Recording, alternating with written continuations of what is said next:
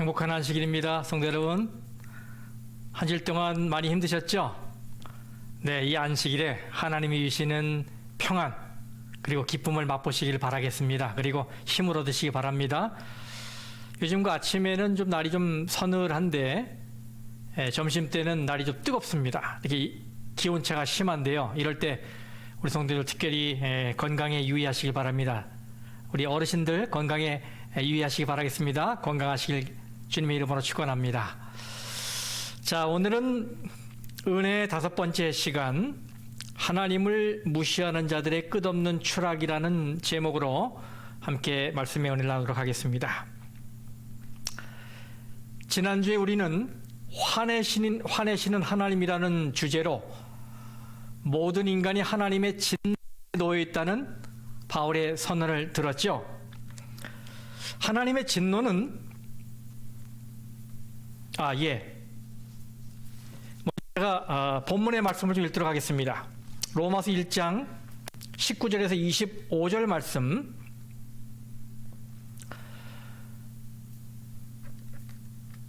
이는 하나님을 알만한 것이 그들 속에 보임이라. 하나님께서 이를 그들에게 보이셨느니라. 창세로부터 그의 보이지 아니하는 것들 곧 그의 영원하신 능력과 신성이 그가 만드신 만물에 분명히 보여 알려졌나니 그러므로 그들이 핑계하지 못할지니라.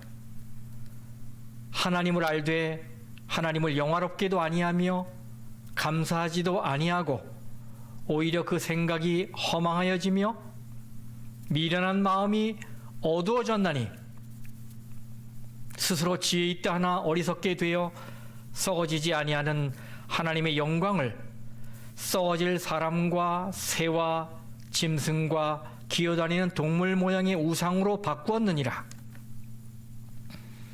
그러므로 하나님께서 그들을 마음의 정욕대로 더러움에 내버려 두사 그들의 몸을 서로 욕되게 하게 하셨으니 이는 그들이 하나님의 진리를 거짓 것으로 바꾸어 피조물을 조물주보다 더 경배하고 섬김이라.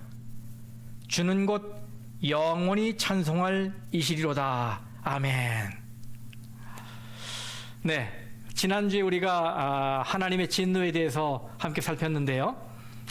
하나님의 진노는 죄를 단 하나도 용납하실 수 없는 하나님의 거룩한 품성이 그 죄를 볼 때 보이는 반응입니다.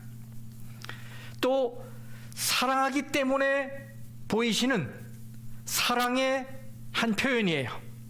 이것을 인간의 언어로 달리 표현할 방법이 없기 때문에 그렇게 표현한 것일 뿐입니다. 그런데 오늘 본문의 말씀은 인간이 무엇을 그리고 어떻게 했기에 하나님이 그토록 진노하시는가에 대해 자세하게 대답하고 있어요. 우리가 병원에 가서 엑스레이를 찍는 경우가 있죠. 이땐 기분이 참 묘해집니다.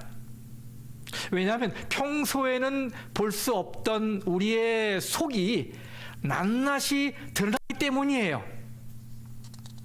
몸을 가리기 위해 뭘 걸쳐도 여지없이 이 속이 드러납니다. 오늘 우리는 하나님의 말씀의 빛 앞에서 완전히 벌거벗는 경험을 하게 될 거예요. 우리가 아무리 자신을 숨기고 치장하려 해도 안 될 겁니다. 사람의 눈에는 감춰지겠지만 하나님의 눈앞에서는 정말 드러날 것이기 때문입니다. 우리는 하나님 앞에서 입버릇처럼 저는 죄인입니다 라고 고백하지만 사실 자신이 얼마나 더러운 죄인인가 깊이 깨닫는 사람은 그리 많지 않습니다. 네, 여러분, 자신의 죄를 전자현미경으로 들여다보듯 환하게 알고 있는 사람이 몇이나 되겠습니까? 사도 바울이 우리의 이 죄된 본성을 그대로 노출시키는 이유가 있어요. 그래서 우리가 그것을 바로 알 때에 복음이신 그리스도 앞으로 더욱 바짝 다가가게 될 것이기 때문입니다. 지난 시간에 다룬 이 18절 말씀에 하나님의 진노를 부르는 두 가지 죄가 소개되어 있지요. 자, 그중 첫 번째를 보겠습니다. 로마서 1장 18절 말씀에 하나님의 진노가 불의로 진리를 막는 사람들의 모든 경건하지 않음과 불의에 대하여 하늘로부터 나타나나니, 여기에 경건하지 않음이 나와요. 이 경건하지 않다는 말은 영어 성경 버전에 보면 godlessness로 번역되어 있어요. god과 less, 그 다음에 ness, 네, 세 개가 합쳐진 말이죠. 이 단어의 뜻은 문자 그대로 하나님이 없다는 것입니다. 그래서 경건하지 않은 자란 하나님이 없다고 하는 자. 그런데 이런 자를 시편 기자는 시편 53장 1절 말씀에서 어리석은 자라고 했어요. 어리석은 자. 네, 하나님이 없다고 하는 자는 어리석은 자입니다. 그래서 바울은 같은 맥락에서 이런 자를 21절에 미련한 마음이라고 표현했고 22절에 어리석게 되어로 표현하고 있어요. 그리고 바울은 이렇게 어리석은 자들의 어리석은 행동에 대해 언급하고 있습니다. 21절 말씀에 하나님을 알되 하나님을 영화롭게도 아니하며 감사하지도 아니하고, 하나님을 너무나 잘 알고 있으면서도 그분을 하나님으로 대하지 않고 그분에게 감사하지도 않는 것이에요. 하나님을 우습게 생각하고 무시하는 것이에요. 이 죄가 특별히 고약하고 심각한 것은 하나님을 알면서도 고의로 무시하는 데 있어요. 여러분, 죄는 알고 짓는 죄와 모르고 짓는 죄가 있어요. 둘 다 회개해야 하는 죄이지만 그 성격은 엄연히 다릅니다. 모르고 짓는 죄야 무지에서 나온 실수로 볼 수 있겠죠. 그러나 알고 짓는 죄는 의도성 때문에 무거운 죄입니다. 독한 죄예요. 예수님도 이것을 인정하셨어요. 누가복음 12장 47절 48절 말씀입니다. 주인의 뜻을 알고도 준비하지 아니하고 그 뜻대로 행하지 아니한 종은 많이 맞을 것이요. 알고도 행하지 않으면 많이 맞을 것이요. 48절에 알지 못하고 맞을 일을 행한 종은 적게 맞으리라.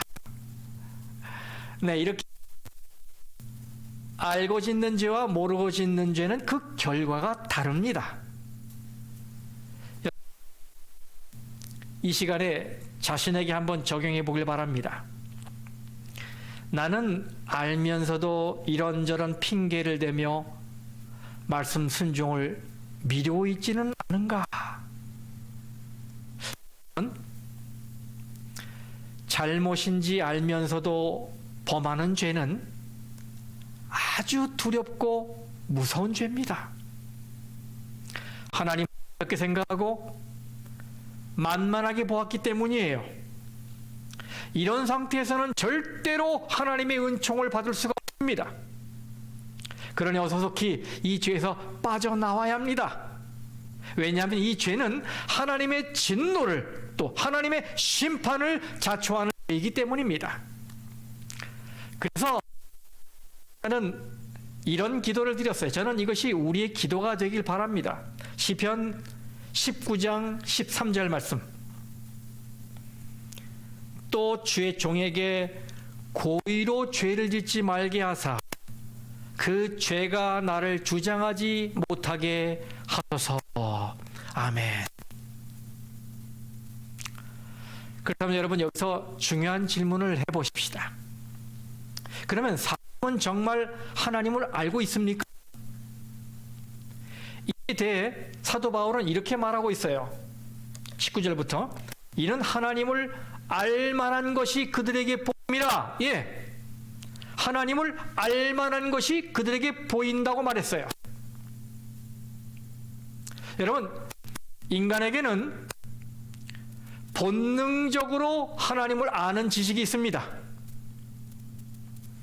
문명의 혜택과 교육을 받지 못한 사람이라도 신을 찾는 종교의 씨앗이 그 마음에 있어요.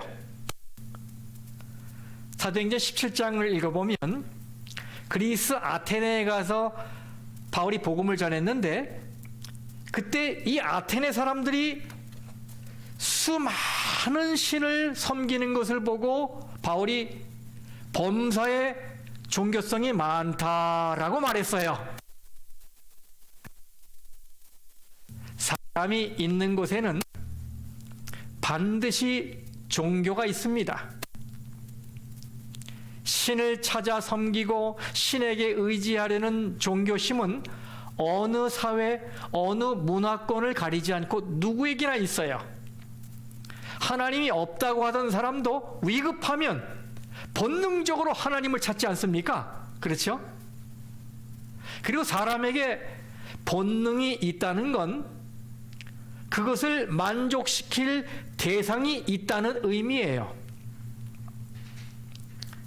예를 들어 사람에게 먹는 본능이 있는 건 그것을 만족시킬 음식이 있기 때문입니다.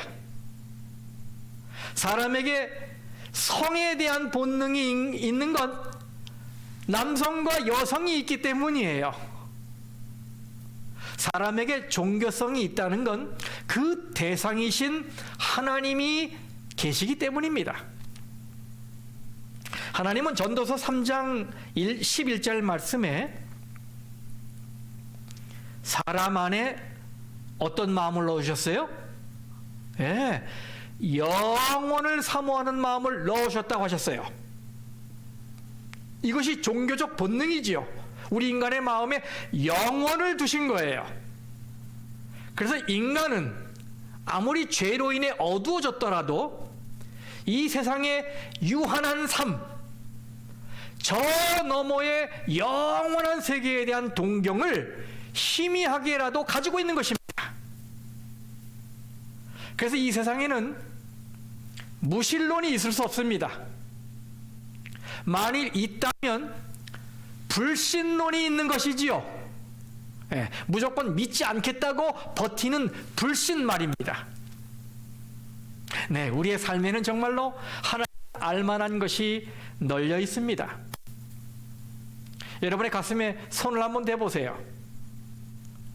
쿵쾅쿵쾅 심장이 뛰는 것을 느끼십니까? 이 심장은 잉태된 지 약 4주 정도가 되면 형성이 돼요. 그리고 7주에서 8주, 9주가 되면 이 초음파로 심장 박동 소리를 들을 수 있게 됩니다. 근데 그때부터 뛰기 시작해서 여러분, 이 자기 주먹만 하는데 이 심장이, 이 작은 심장이 몸 전체에 피를 공급해요. 놀랍잖아요, 여러분? 여러분, 우리 몸의 혈관의 길이가 얼마나 되는지 아십니까? 동맥, 정맥, 이 모세혈관을 다 연결하면 길이가 약 12만 킬로미터가 됩니다. 우리가 사는 이 지구가 둘레가 4만 킬로미터예요. 그러니까 우리 혈관의 길이를 쭉 늘려보면 이 지구를 약 3바퀴 도는 길이가 돼요. 놀라운 거잖아요. 그죠?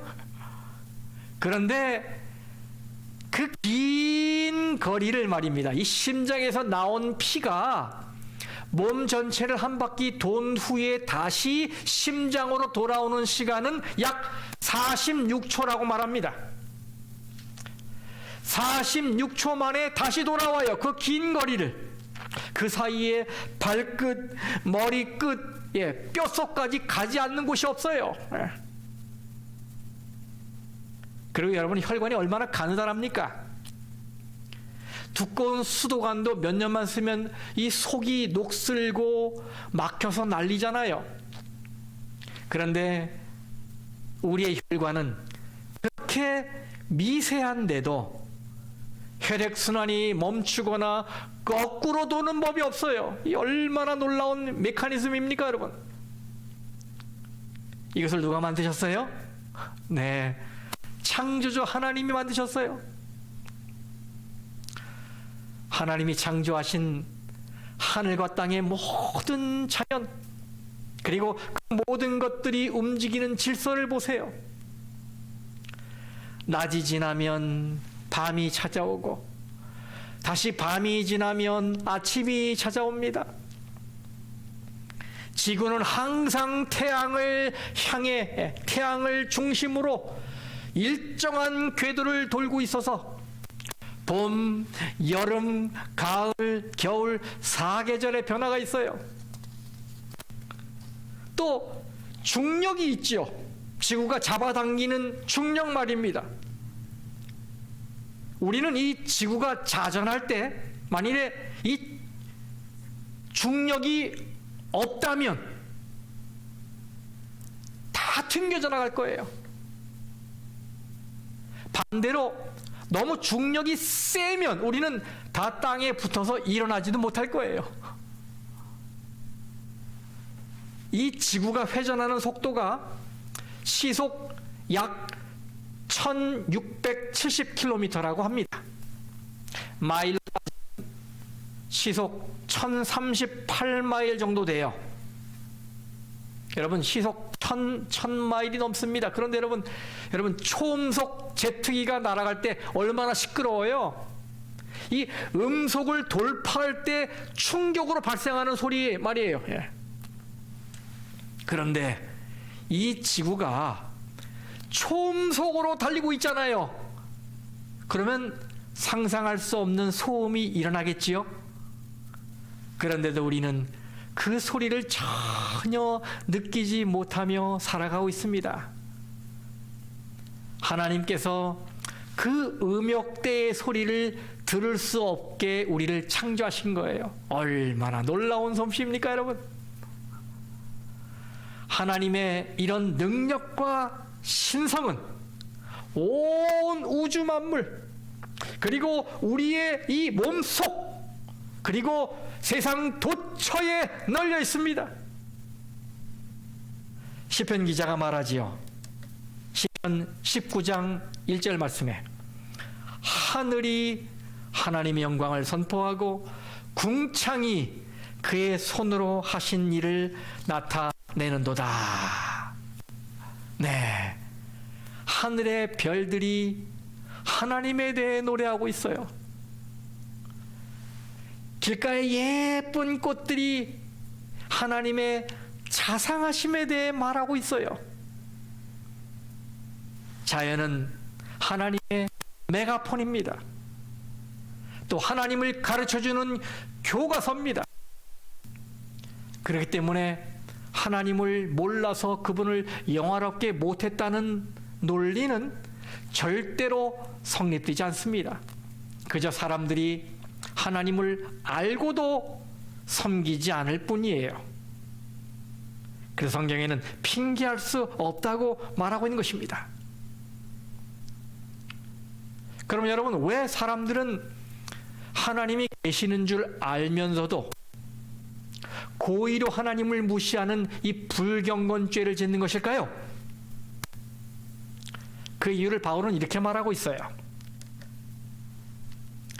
21절에 그 생각이 허망하여지며 미련한 마음이 어두워졌나니, 22절에 스스로 지혜 있다 하나 어리석게 되어, 네, 죄로 마음이 어두워졌기 때문입니다. 그래서 헛되고 쓸모없는 생각들만 품는 거예요.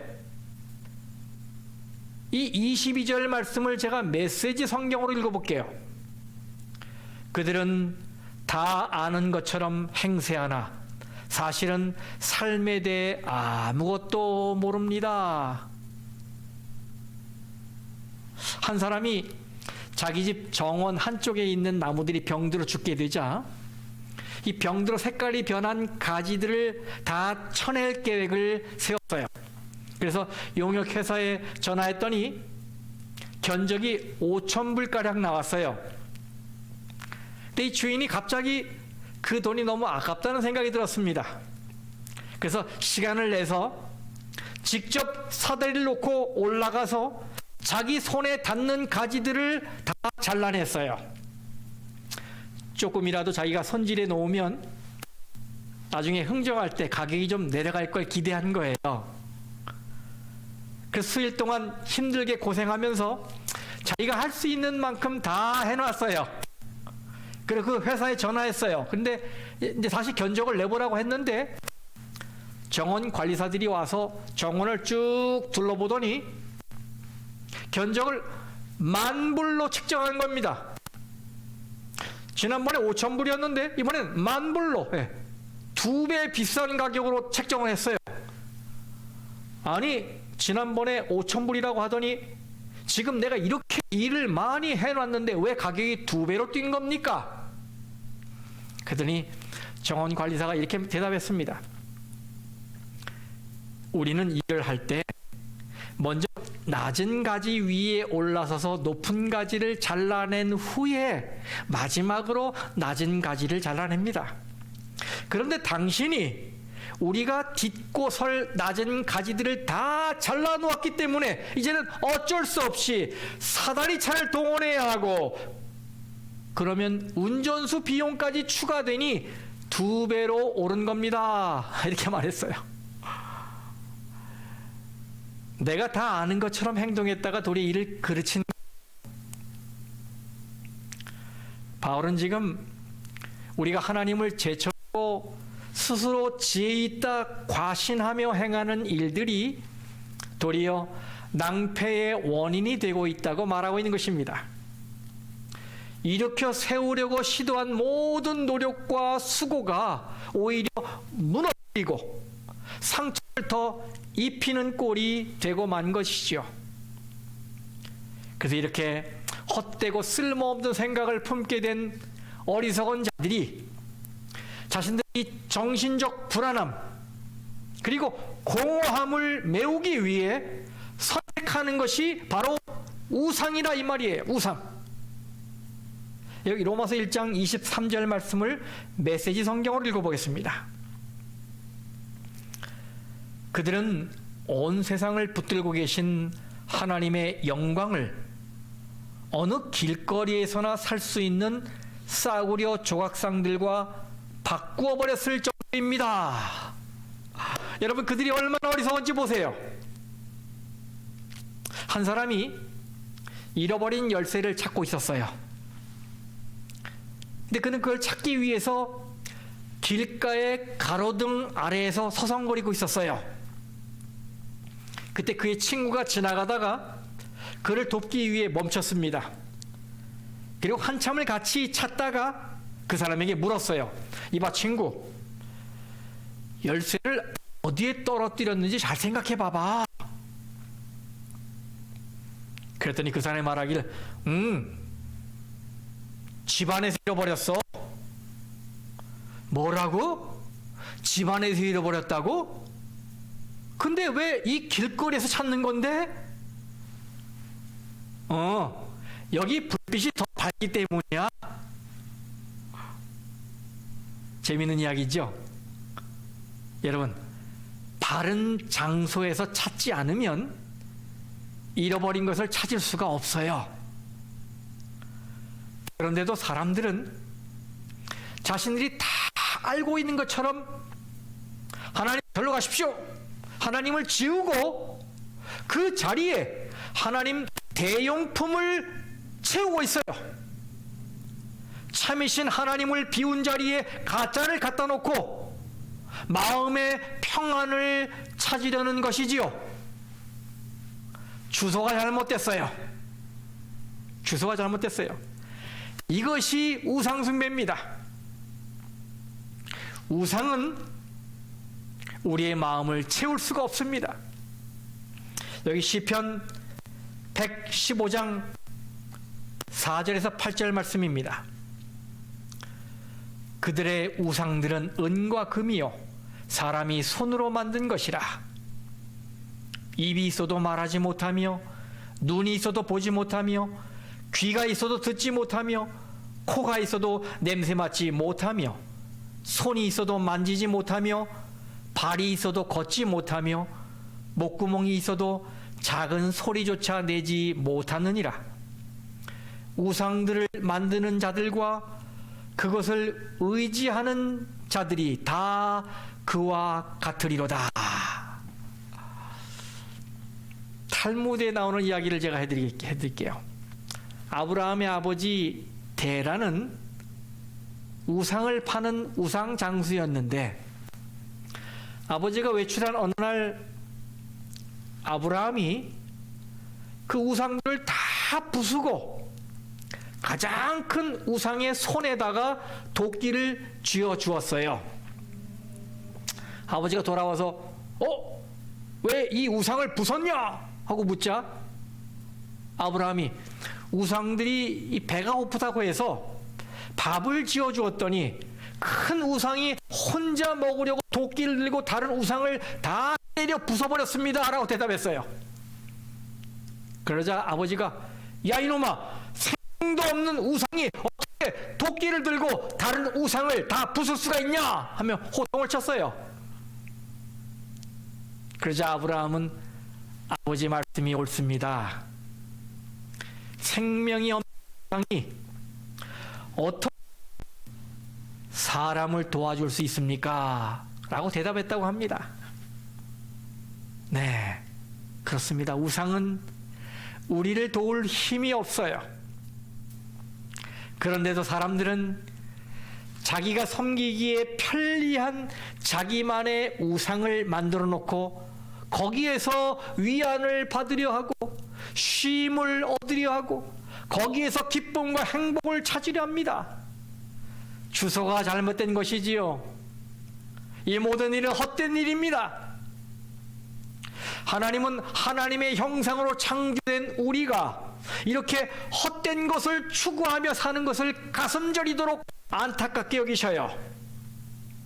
그래서 그렇게 살지 말라고 우상 문제를 10계명에 넣어 경고하셨어요. 그리고 요한일서 5장 21절에서 이렇게 권고하십니다. 자녀들아, 너희 자신을 지켜 우상에게서 멀리하라. 아멘. 우상에게서 멀리하라. 그래서 우리의 믿음의 선배들은 이 우상 숭배를 놓고 생명을 걸었던 것입니다. 다니엘 3장에 보면 그 얘기 나오잖아요. 다니엘의 세 친구 사드락, 메삭, 아벳느고, 이 셋은 일생일대의 큰 위기를 만납니다. 그들은 금신상 앞에 엎드려 절하라는 왕의 명령을 듣지요. 근데 그 명령을 따르지 않으면 누구든 예외 없이 맹렬히 타오르는 불가마, 이 풀무불에 던져질 것이라는 위협을 받았어요. 그런데 여러분, 죽을 줄 알면서도 그들은 우상에게 절하는 것을 거부했습니다.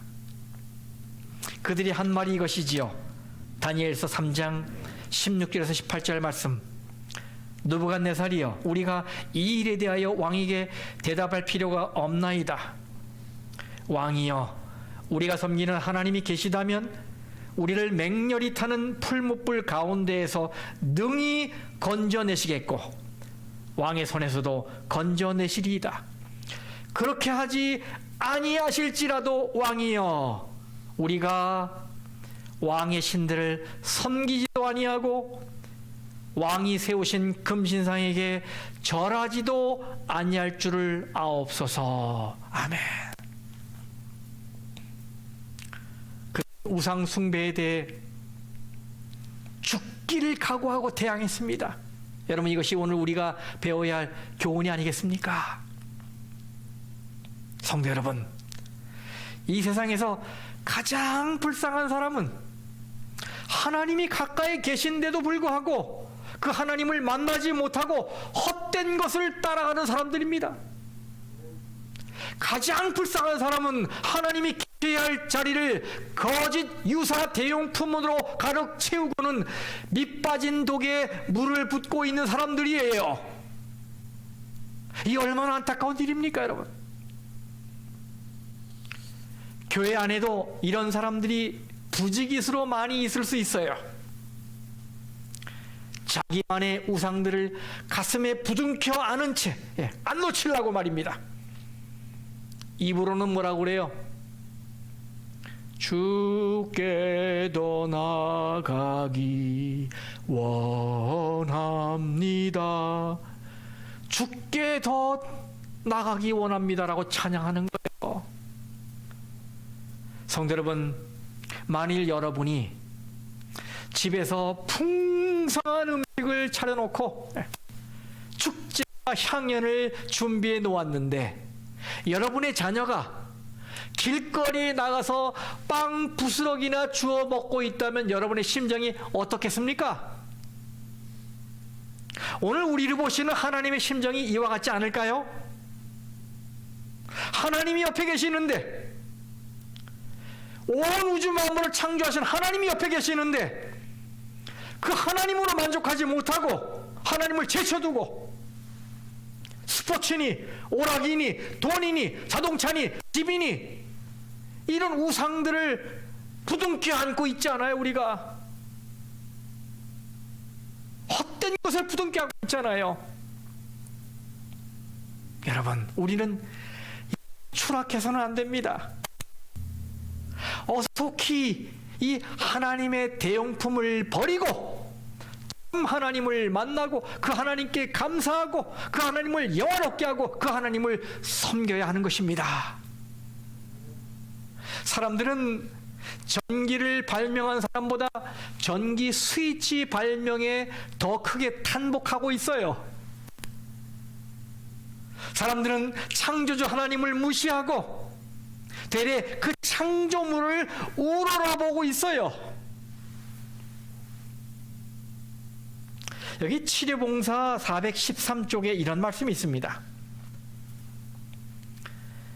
영광을 받아야 하는 것은 작품이 아니고 그 작품을 만든 예술가이다. 그와 마찬가지로 천연계가 하나님의 뜻을 표현하고 있을지라도 높임을 받아야 하는 것은 천연계의 하나님이다. 아멘. 바울이 말하지요. 25절에 이는 그들이 하나님의 진리를 거짓 것으로 바꾸어 피조물을 조물주보다 더 경배하고 섬김이라. 네, 하나님 없이 살면 이 생각이 허망해져서 온 세상을 손에 붙들고 계신 하나님의 영광을 세상의 하찮은 조각상들과 바꾸게 돼요. 얼마나 어리석은 교환입니까, 여러분? 바울 시대의 진리는 오늘 이 시간에도 진리입니다. 그래서 우리는 성경 말씀에 귀를 기울여야 합니다. 바울은 마지막으로 주님을 찬양하고 있지요. 25절에 주는 곧 영원히 찬송할 이시로다. 아멘. 그렇습니다. 우리를 무너뜨리고 한없이 추락시키는 우상으로부터 우리 자신을 지킬 수 있는 길은 우리의 마음을 하나님으로 채우는 것입니다. 그리고 그 하나님을 영화롭게 하고 그 하나님을 찬양하고 그 하나님께 감사하는 것입니다. 오늘 안식일이니까 얼마나 좋습니까, 여러분? 주님이 가까이 계실 때 주님을 만나십시오. 여러분이 바라보셔야 하는 대상은 하나님이십니다. 그리고 그 하나님을 삶 속에서 인정하시기 바랍니다. 하나님 위에 그 무엇도 두지 마세요. 다 헛된 것입니다. 밑 빠진 독에 물 붓는 것입니다. 주소가 잘못된 것입니다. 그렇게 해서 여러분이 이 길거리에 싸구려 우상들의 노예가 아니라 본래 하나님의 창조의 의도대로 하나님의 형상을 회복한 고귀한 하나님의 자녀로 살아가게 되기를 간절히 바랍니다. 말씀을 마치겠습니다.